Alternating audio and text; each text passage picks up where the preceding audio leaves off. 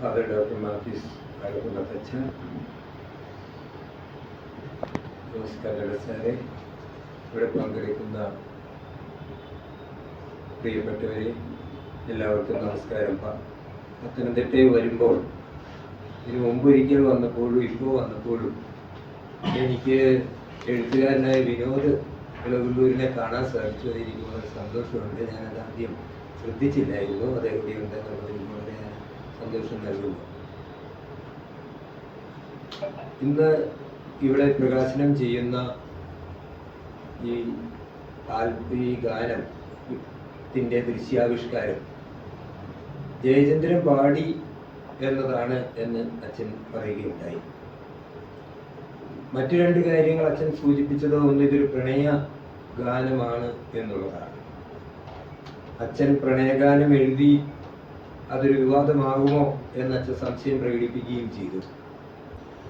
NS Madhavan ഹിഗ്യുറ്റ എന്ന കഥ എഴുതിയത് ഒരു വൈദികനെ മനസ്സിൽ കണ്ടുകൊണ്ടാണ്.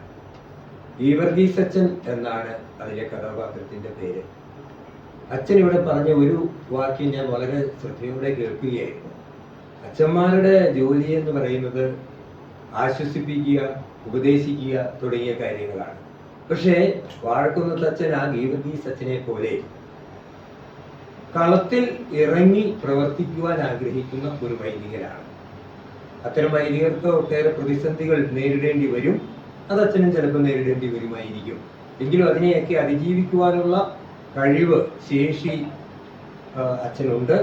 അത് ഈ ഗാനത്തിൻ്റെ രചനയിലും പ്രകടമാകുന്നുണ്ട് എന്ന് എനിക്ക് ഉറപ്പാണ്. അപ്പൊ അച്ഛൻ്റെ ഈ ജീവിതത്തിൽ, ഭാവി ജീവിതത്തിൽ ഈ ഗാനം എഴുതിയതിൻ്റെ പേരിൽ യാതൊരു വിധത്തിലുള്ള പ്രതിസന്ധിയും ഉണ്ടാവുകയില്ല എന്ന് ഞാൻ വളരെ ആത്മവിശ്വാസത്തോടെ പറയുവാൻ ആഗ്രഹിക്കുകയാണ്. മലയാള സിനിമയുടെ പിന്നണി ഗാന ചരിത്രം എഴുതിയത് കിരൺ രവീന്ദ്രൻ എന്ന് പറയുന്ന എഴുത്തുകാരനാണ്. The play boy in Malayalam cinema എന്ന ശീർഷകത്തിൽ ഇംഗ്ലീഷിലാണ് ഈ പുസ്തകം എഴുതിയത്. വർഷം 2008. 2011 രാജേന്ദ്രൻ ചെറുപൊയ്ക എന്ന് പറയുന്ന വ്യക്തി ഈ ഗ്രന്ഥം മലയാളത്തിലേക്ക് പരിഭാഷപ്പെടുത്തുകയും ഭാഷാ ഇൻസ്റ്റിറ്റ്യൂട്ട് അത് പ്രസിദ്ധീകരിക്കുകയും ചെയ്തിട്ടുണ്ട്. അതിന് മുന്നരേ എഴുതിയത് യേശുദാസ് ആണ്. മുഖവുരയിലാകട്ടെ യേശുദാസിനോടുള്ള കടപ്പാട് നിസീമമാണ് എന്ന് ഗ്രന്ഥകാരൻ സൂചിപ്പിക്കുന്നുണ്ട്. 5 അധ്യായങ്ങൾ ആ ഗ്രന്ഥത്തിനുണ്ട്. അതിലാദ്യത്തേതാണ് പിന്നണി ഗാന രംഗത്തെ കുറിച്ചുള്ള പഠനം. ഏകദേശം 100-ലേറെ കുറങ്ങൾ ആദ്യ അധ്യായത്തിനായിട്ട് നീക്കി വെച്ചിട്ടുണ്ട്. അതിലൊരു ഉപശീർഷകം KJ യേശുദാസിന്റെ വരവ് എന്നാണ്. മഹാഗായകൻ എന്നല്ല, മലയാളത്തിലെ എക്കാലത്തെയും മഹാഗായകന്മാരിൽ ഒരാൾ എന്നാണ് യേശുദാസിനെ അതിൽ വിശേഷിപ്പിക്കുന്നത്. 1962 ഈ മഹാഗായകന്റെ വരവ് എന്ന് പറയുന്നുണ്ട്. അങ്ങനെ പറഞ്ഞു വരുന്ന അവസരത്തിൽ 1966 P. ജയചന്ദ്രൻ എന്ന് അരങ്ങേറ്റം കുറിച്ചു എന്ന് ഒഴുക്കം മട്ടിൽ ഒന്ന് പറഞ്ഞു പോയിട്ടുമുണ്ട്. കളിത്തോഴൻ എന്ന ആ വമ്പൻ ഹിറ്റിലൂടെയാണ് ഇദ്ദേഹം മലയാള സിനിമയിലേക്ക് അരങ്ങേറ്റം കുറിച്ചത് എന്നും സൂചിപ്പിക്കുന്നു. 1966. എന്നാൽ ഈ കളിത്തോഴൻ എന്ന വമ്പൻ ഹിറ്റിൽ അരങ്ങേറ്റം കുറിച്ച ഈ പുതിയ ശബ്ദത്തിന്റെ ഉടമയായ ഇരിങ്ങാലക്കുടക്കാരൻ P. ജയചന്ദ്രനെ കുറിച്ച് പറയുമ്പോഴെങ്ങും എന്തുകൊണ്ടോ അദ്ദേഹം മഞ്ഞലയിൽ മുങ്ങിത്തോത്തി എന്ന ഗാനത്തെ കുറിച്ച് മൗനം പാലിച്ചു. എന്തുകൊണ്ടായിരിക്കാം ആ മൗനം എന്ന് നമ്മൾ ആലോചിക്കേണ്ടതായിട്ടുണ്ട്. എന്തായാലും ഒരേ മേഖലയിൽ തിളങ്ങി നിൽക്കുന്ന 2 പേരാണ് യേശുദാസ്, മറ്റൊരാൾ ജയചന്ദ്രൻ. 2 പേരും പരസ്പരം മത്സരിക്കാൻ വിധിക്കപ്പെട്ടവരുമാണ്.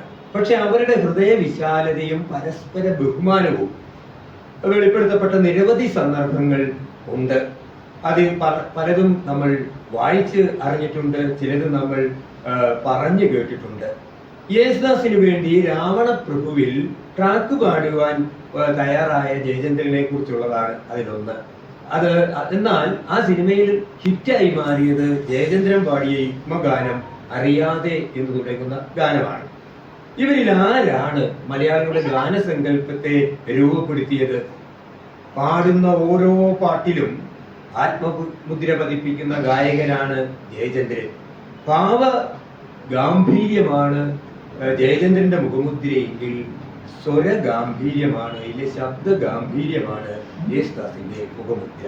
അതുകൊണ്ട് കാവ്യ ഗുണങ്ങളുള്ള ഗാനങ്ങൾ പാടാൻ യേശുദാസിനാണ് അവസരം ലഭിച്ചിരിക്കുന്നത്. പ്രണയ ഗാനങ്ങൾക്ക് അദ്ദേഹത്തിന്റെ മൃദുലമായ ശബ്ദം യോജിക്കുകയും ചെയ്യും. അതുകൊണ്ട് നിത്യകാമുകനായ ഗായകൻ എന്ന പേര് ആർക്കെങ്കിലും ഇണങ്ങുമെങ്കിൽ അത് ജയചന്ദ്രനായിരിക്കും എന്ന കാര്യത്തിൽ സംശയമില്ല.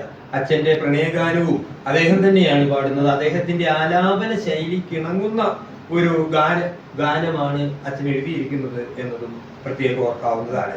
ജയചന്ദ്രൻ ആരെയും അനുകരിച്ചില്ല, ജയചന്ദ്രനെയും ആർക്കും അനുകരിക്കാൻ സാധിച്ചില്ല. യേശുദാസും ജയചന്ദ്രനും ഒരു സിനിമയ്ക്ക് വേണ്ടി ഒരേ ഗാനം പാടിയിട്ടുണ്ട്. പാതിര സൂര്യൻ എന്നാണ് ചിത്രത്തിന്റെ പേര്. സൗഗന്ധികങ്ങളെ വിടരുവിൻ എന്ന് തുടങ്ങുന്ന ആ ഗാനത്തിൽ അടുത്ത വരിയായിട്ട് പറയുന്നത് സമാധിയിൽ നിന്നും ഉണരുവാനാണ്. ജയചന്ദ്രനെ സംബന്ധിച്ചിടത്തോളം യേശുദാസിന്റെ ഈ നാട്ടുമാവ് പോലെയുള്ള വളർച്ചയ്ക്കിടയിൽ ഒരു നന്ദ്യാർ വട്ടപ്പൂ ചിരിക്കുന്നത് പോലെ ആ നാട്ടുമാവിന്റെ ചോട്ടിൽ നിന്ന് ചിരിക്കുവാൻ മാത്രം വിധിക്കപ്പെട്ട ഒരു ജീവിതമാണ് ജയചന്ദ്രനുള്ളത്. അതായത് ചലച്ചിത്ര സംഗീത സംവിധായകരോട് ആ സമാധിയിൽ നിന്ന് ഉണരുവാനാണ് വാസ്തവത്തിൽ ഈ കവി പറഞ്ഞിരിക്കുന്നത് എന്ന് നമുക്ക് ജയചന്ദ്രന്റെ ജീവിതം എടുത്തു നോക്കിക്കഴിഞ്ഞാൽ മനസ്സിലാക്കാൻ സാധിക്കും. ഏതായാലും ഈ പാതിര സൂര്യനിൽ ഈ രണ്ട് ഗായകരുടെയും സ്വരത്തിൽ ഈ ഗാനമുണ്ട് എങ്കിലും യേശുദാസ് പാടിയ ഗാനമാണോ ജയചന്ദ്രൻ പാടിയ ഗാനമാണോ ഏറ്റവും മികച്ചത് എന്ന് നിങ്ങൾ കേട്ടു നോക്കിയാൽ നിങ്ങൾക്ക് മനസ്സിലാവും ജയചന്ദ്രന്റെ ആലാപനത്തിന്റെ ഭാവചാരുത എത്രയാണ് എന്നുള്ളത്. അപ്പോൾ അങ്ങനെ ജയചന്ദ്രൻ ഈ നാട്ടുമാവിന്റെ ചോട്ടിൽ ഒരു നന്ദ്യാർ വട്ടപ്പൂവ് ചിരിച്ചു നിൽക്കുന്നത് പോലെ നിന്നു. നാട്ടുമാവ് വലിയ പടർന്നു പന്തലിച്ചു, അതിൽ ധാരാളം മാങ്ങാകൾ ഉണ്ടായി. അതൊക്കെ ശരിയാണ്. പക്ഷേ ഈ നന്ദ്യാർ വട്ടപ്പൂവ് കാണുമ്പോൾ നമുക്കുണ്ടാകുന്ന ആനന്ദം ജയചന്ദ്രന്റെ ഓരോ ഗാനവും കേൾക്കുമ്പോൾ നമുക്കുണ്ടാവും. അദ്ദേഹത്തിന്റെ ഗാനങ്ങളുടെ സവിശേഷത ഏതാണ്? അന്തരാത്മാവിൽ ഇന്ദ്രിയാതീതമായ ഒരു അനുഭവം പകർന്നു നൽകുവാൻ സാധിക്കുന്ന ആലാപനമാണ് ജയചന്ദ്രന്റേത്. അദ്ദേഹത്തിന്റെ ഗാനങ്ങളോ ഏതെടുത്ത് നോക്കിയാലും നമുക്കത് മനസ്സിലാക്കാൻ സാധിക്കും.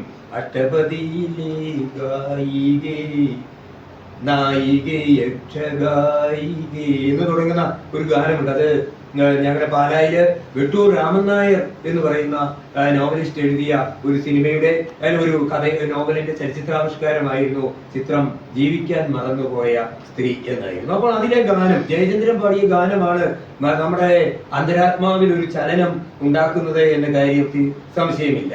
അപ്പോൾ മനസ്സിൽ ഒരു ഉന്മാദ ലഹരിയായി പടരുന്ന പ്രണയ ഗാനങ്ങൾ ജയചന്ദ്രന്റേത് എത്ര വേണമെങ്കിലും നമുക്ക് എടുത്തു കാണിക്കാൻ സാധിക്കും. അതുപോലെ തന്നെ ഏത് വിഷയമായി ഏത് ഭാവമായിക്കോട്ടെ ഏത് ഗണത്തിൽപ്പെട്ടതായിക്കോട്ടെ അതെല്ലാം ജയചന്ദ്രന്റെ ആലാപനത്തിൽ ഭാവപൂർണമായി തീരും എന്നാണ് നമുക്ക് അദ്ദേഹത്തിന്റെ ഗാനങ്ങൾ കേൾക്കുമ്പോൾ തോന്നുന്നത്. ചന്ദ്രോദയം കണ്ട് കൈകൂപ്പി നിൽക്കും സിന്ദൂര മണിപുഷ്പം നീ എന്ന ഗാനം ഈ അവസരത്തിൽ ഓർക്കാവുന്നതാണ്.